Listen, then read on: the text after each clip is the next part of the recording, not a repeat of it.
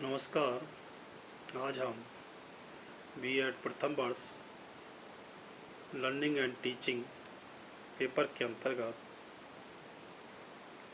Personality lesson के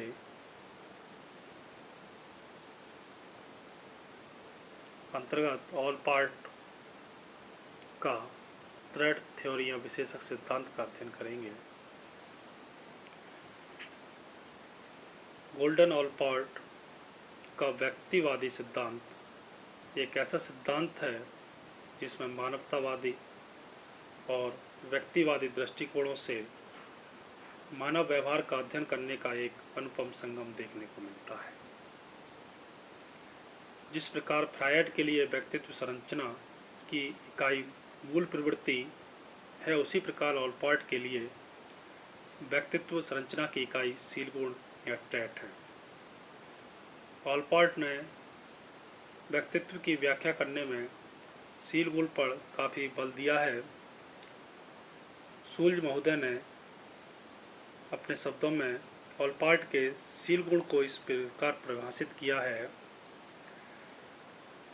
ऑलपार्ट ने शील गुण को दीपकों के विभिन्न प्रकारों के प्रति समान ढंग से अनुक्रिया करने का झुकाव या पूर्ववृत्ति के रूप में परिभाषित किया है।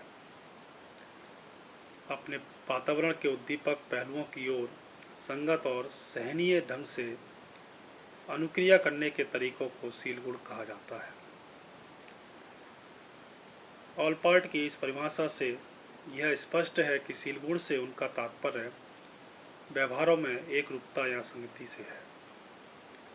ऑलपार्ट ने शील गुण की कुछ विशेषताओं पर भी प्रकाश डाला है, जैसे शील गुण सिर्फ सैद्धांतिक नहीं होते बल्कि वे वास्तविक होते हैं और व्यक्ति के भीतर पाए जाते हैं। शील गुण से व्यक्ति का व्यवहार निर्देशित होता है और उसके कारण व्यक्ति एक विशेष प्रकार का व्यवहार कर सकने में सफल होता है। शील गुण को आनुभाविक रूप से दिखलाया जा सकता है। यह सही है कि शील गुण को देखा नहीं जा सकता, लेकिन उसके अस्तित्व की जांच की जा सकती है। ऐसा करने के लिए व्यक्ति के व्यवहारों का परीक्षण एक लंबे समय तक करना पड़ता है। शील गुण एक दूसरे से पूर्णतः अलग नहीं होते, बल्कि वे किसी सीमा तक परस्पर व्यापी होते हैं। जैसे आक्रामकता और विद्वेषिता दो अलग अलग शील गुण हैं, परंतु एक दूसरे से काफ़ी संबंधित हैं। शील गुण परिस्थिति के साथ परिवर्तित होते रहते हैं।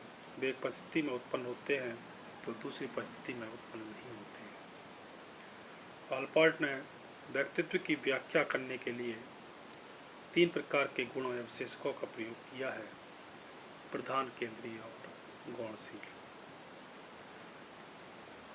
प्रधान विशेषक या प्रधानशील गुण इस प्रकार के विशेषक ही व्यक्ति के व्यक्तित्व में प्रमुख रूप से क्रियाशील पाए जाते हैं।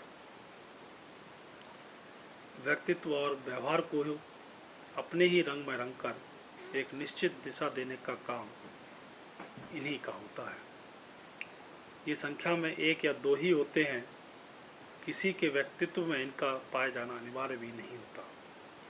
प्रधान विशेषकों के रूप में हम मजाकिया या हंसौड़ापन को ले सकते हैं। जिस व्यक्ति के व्यक्तित्व में ये गुण प्रधान विशेषक के रूप में उपस्थित होते हैं, वे व्यक्ति अपने इसी गुण के कारण चर्चा में रहते हैं। सभी अवसरों पर, चाहे सुख के क्षण हो या दुख के, उन्हें हंसी मजाक ही सूझता रहता है और उनका व्यक्तित्व उसी शील गुण के कारण पर्याय बनकर रह जाता है। वैसे तो अधिकतर लोगों में कार्डिनल शील गुण नहीं होते हैं, परंतु जिनमें होते हैं वे उस शील गुण के कारण विश्व विख्यात होते हैं। जैसे शांति और अहिंसा का शील गुण महात्मा गांधी का एक कार्डिनल शील गुण था, जिसके कारण वे विश्व विख्यात थे। केंद्रीय शील गुण वे शील गुण होते हैं जो व्यापक तो नहीं होते, लेकिन महत्वपूर्ण अवश्य होते हैं, जिन पर व्यक्ति अपनी जिंदगी में प्रकाश डालता है। ऐसे शील गुण प्रत्येक व्यक्ति में पाए जाते हैं और इनकी संख्या लगभग 5 से 10 होती है। इन शील गुणों की अभिव्यक्ति व्यक्ति द्वारा अपने व्यवहारों में करता है और इन्हीं शील गुणों से उस व्यक्ति की पहचान बनती है। भावुक, सचेत, सामाजिक, ईमानदारी, दयालुता, सज्जनता, परोपकारिता, कायरता, दबंगपन, चाटुकारिता, कामुकता आदि ऐसे ही शील गुणों के उदाहरण हैं। गौरशील, ये वे शील गुण होते हैं जिनके होने या न होने का व्यक्तित्व की पहचान या छाप पर कोई विशेष प्रभाव नहीं पड़ता। व्यवहार में इस प्रकार के शील गुणों की झलक यदाकदा देखने को मिलती है और इन्हें किसी के व्यक्तित्व का अभिन्न अंग नहीं माना जा सकता।